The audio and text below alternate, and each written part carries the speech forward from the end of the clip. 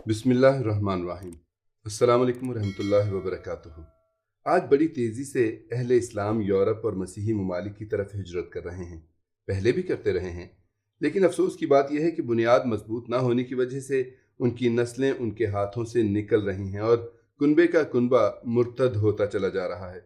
मारूफ मिस्री आलिम शेख अली अल-तंतनावी की पोती मोमिना उल अज़्ज़ाम की सिलसिले में एक चश्मकुशा, फिक्र अंगेज और दिलो दिमाग झंझोड़ देने वाली एक रिपोर्ट सुनिए।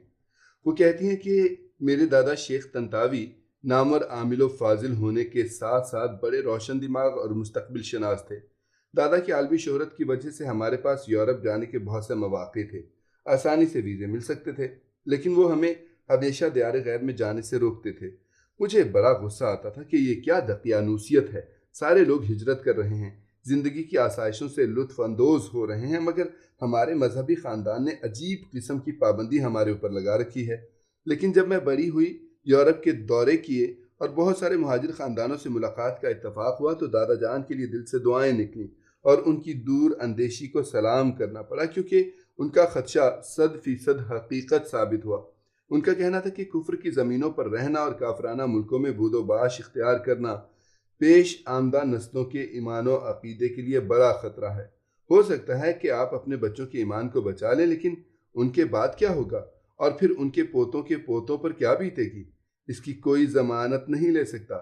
बहुत से मजहबी लोग ये दावे करते हैं कि अल्हम्दुलिल्लाह हमारा घराना बड़ा कट्टर दीनी है, कहीं जाए और किसी ज़मीन पर रहे फ़र्क नहीं पड़ता। मगर नहीं साहब, ऐसा नहीं है। वक्त गुजरने के साथ फ़र्क पड़ता है, और बहुत बड़ा फ़र्क पड़ता है।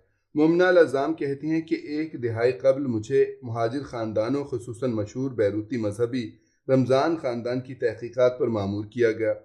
जब मैंने रिसर्च शुरू की, उनके शजरात कंघाले और दुनिया जहान में फैले इस ख़ानदान के अफराद का जायज़ा लिया, तो करीबन 5000 लोगों का सुराग मिला। लेकिन उनकी नस्लों की मजहबी तबाही की दास्तान बड़ी दिलखराश और जिगर शिगाफ थी।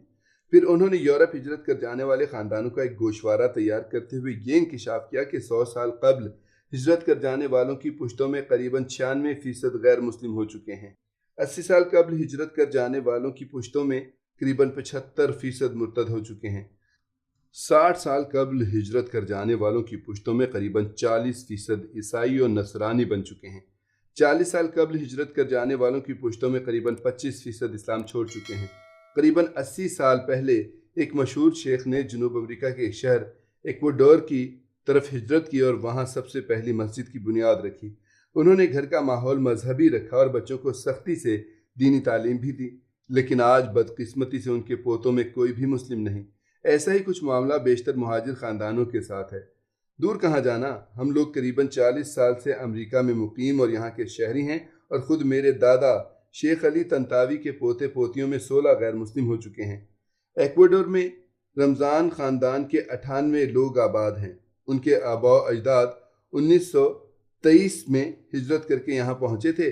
आज वो सारे के सारे ईसाई बन चुके हैं, जिनमें से मैंने जॉर्ज क्रिश्चियन और एमिलियो रमज़ान से मुलाकात भी की।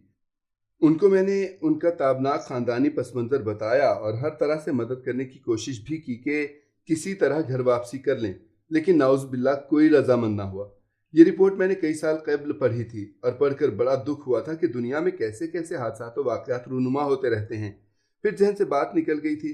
अभी चंद रोज़ पहले कुनूज में मुनक़िद अहयाए तसव्वुफ़ कॉन्फ्रेंस के लिए जाना हुआ, तो वहाँ एक शेख से मुलाकात हुई और बातों ही बातों में उन्होंने हैदराबाद के एक मारूफ आलिम के, जिनकी लिखी किताब आज भी दरस निज़ामी की इब्तदाई जमात में पढ़ाई जाती है, उनके बच्चों के अमेरिका हिजरत कर जाने का एक दिलखराश वाक़या सुनाया, तो बरसों कबल पढ़ी हुई मज़कूरा रिपोर्ट का नक्शा जहन में घूम गया।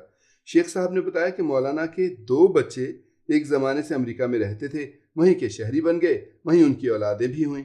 घर से उन्होंने कोई ताल्लुक़ नहीं रखा। मुद्दतों बाद अभी हाल ही में जब उन्हें अपनी मट्टी की याद आई, तो उनमें से एक हिंदुस्तान घूमने आया। उसने जब अपने अमरीकी ख़ानदान की रुदात सुनाई, तो सामीन पर सख्ता तारी हो गया कि उसके अपने 2 बेटे दायरा इस्लाम से खारिज हो चुके हैं। एक ईसाई बन गया और दूसरा एथिस्ट। आज वो बहुत पछता रहा था, लेकिन अब पछतावे क्या होवत जब चिड़ियाँ चुग गईं खेत।